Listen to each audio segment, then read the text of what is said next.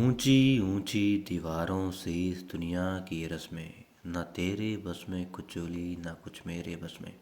नमस्कार। ये गाना हम सब ने तकरीबन सुना होगा और जो भाव हैं समझे भी होंगे।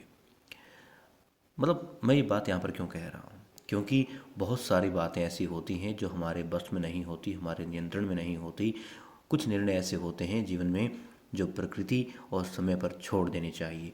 मगर युवराज खंडेराव, जी हाँ, पुण्यश्लोक इलेवाई शो में हम क्या देख रहे हैं कि युवराज खंडेराव बहुत सारी बातें ऐसे हैं जो चाहते हैं कि सिर्फ मैं करूँगा, सिर्फ मैं करूँगा और अभी करूँगा। उनमें सबसे पहली बात, जब वो महल में दाखिल होते हैं 7 साल बाद, उन्होंने क्या कही कि मेरा दोस्त है परीक्षित और हम इसको पहले से वादा कर चुके हैं कि इसे सरदार बनाएंगे। और यही बात लड़ाई का कारण बनती है। और बहुत खूब कही ये बात। किसने कही? हमारे टॉप हरियाणा न्यूज़ परिवार के सदस्य हैं राजी त्रिपाठी जी। वो कहती हैं, एक सवाल और लूँगा मैं इस बात में। वो कहती हैं कि एक तो वो सरदार नहीं है अभी तक, जब 2 दिन पहले हमने ये वीडियो बनाई थी, और अभी तक वो सिर्फ एक छोटा सा, बहुत छोटा कद का सिपाही है। और अभी तक तो उसको क्या करना है कि अपनी जो प्राथमिकताएं हैं एक सिपाही के लिए, सरदार के लिए, योग्यताएं हैं, वो जो क्षमता है वो साबित करनी है युवराज खंडेराव के पिता मल्हार राव सूबेदार जी के सामने। और दूसरा, वो कहती हैं कि वही परीक्षित ही सबसे बड़ा कारण है अब महल में दोनों बाप बेटे के बीच लड़ाई का। ये बात उन्होंने सही कही, काफ़ी हद तक सही है। लेकिन क्यों है? क्योंकि युवराज खंडेराव भिड़ना चाहते हैं अपने पिता से किसी न भी किसी बहाने से। अब बात ये कि देखो, हाँ बेशक परीक्षित जो है एक माध्यम बना, एक साधन बना है उन दोनों के बीच की लड़ाई का, सच्चाई है ये।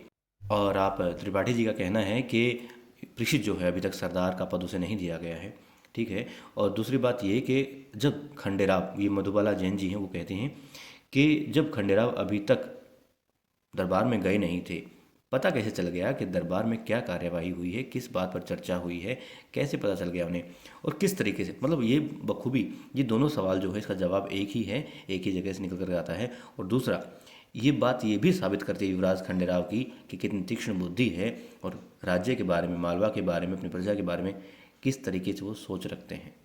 देखिए, हमने पुण्य श्लोक इलेवाई शो का एपिसोड देखा था 201, जिसके अंदर परीक्षित की परीक्षा हो रही है और युवराज खंडेराव के पिता क्या कहते हैं परीक्षित को परीक्षा खत्म होने के बाद में, जब अपने सिपाहियों से कहते हैं कि जाइए आप।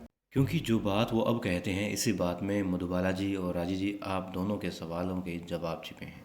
अब सूबेदार जी तालियां बजाते हैं और क्या कहते हैं, पीठ थपथपाते हैं परीक्षित की। वो कहते हैं, बहुत खूब परीक्षित, आज से सरदार का पद दिया जाता है परीक्षित को। ऐसा कहा था उन्होंने और सहमति जताई थी गंगूबाई तात्या ने। फिर वो कहते हैं, खंडेराव खंडेराव पास में आते हैं और फिर उनसे जो बात कही, ये सोच करके खंडेराव खुश हो जाएंगे।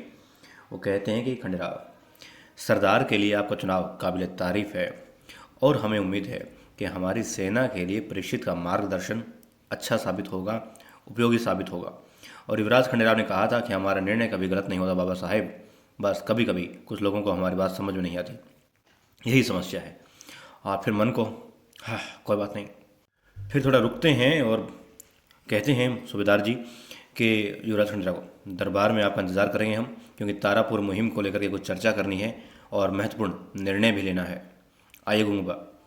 और इसके बाद में गले लगाया था अपने दोस्त युवराज खंडेराव ने परीक्षित को और कहा था, मुबारक हो दोस्त। ओह माफ़ करना, दोस्त नहीं, सरदार साहिब। हंसते हैं दोनों। फिर कहते हैं, आपके सम्मान में आज जश्न हो जाए। फिर युवराज खंडेराव के दोस्त परीक्षित कहते हैं कि हाँ, पहले तुम भी दरबार जाओ और मैं शिव शंभू का धन्यवाद करने जाता हूँ, सरदार का पद जो मिला है। और देखिए, जब सूबेदार जी ने बात कह दी कि आपको सरदार का पद दिया जाता है, और बात हो गई, फाइनल हो गई कि हाँ दे दिया, और फिर सहमति जताई दोनों ने, गंगूबा तात्या और तुको जी ने हामी भरी। ये कि विधिवत जो भी लेखनी के हिसाब से जो काम होता होगा, या फिर कागजातों के हिसाब से, या फिर मौखिक जो भी घोषणा होती होगी वो कर दी जाएगी उनकी तरफ से। और देखिए, वाकई में मधुबाला जैन जी, यहाँ से पता लगती है कि युवराज खंडेराव कितने संजीदा हैं अपने मालवा की जनता के भविष्य को लेकर के। क्योंकि उन्होंने कहा राजा जी ने कि तारापुर मुहिम के लिए बात करनी है, तो उन्होंने सारा पता करवा लिया, या पता था उनको, चौकन्ने हैं।